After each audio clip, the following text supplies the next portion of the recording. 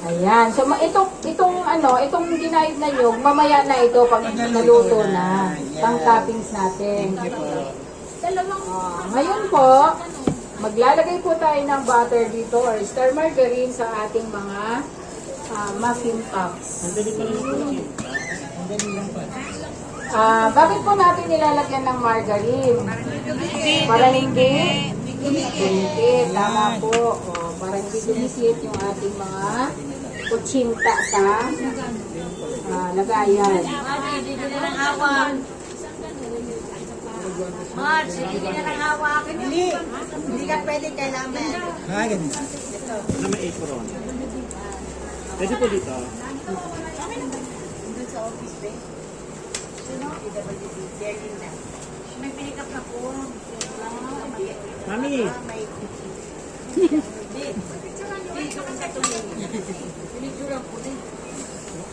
Over ka na sa picture, man. Parang yung pang my day siya. Punong-puno na yung kwadro. Ang pictorial niya yan eh.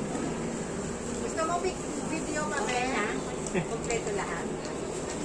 Naka-video si yung nag-Erlinda. Ginado yun. Nag-utusang pa piling ka. Sige, ikaw na, te. Yung margarine dahil. Ganun yan talaga ba? Yung maapaw dahil. Bakit pinangawak para pang pick up? Oo, parang ganun nga ma. Parang blush on. Ang panulas para mag-pigil. Ang panulas yan, buddy.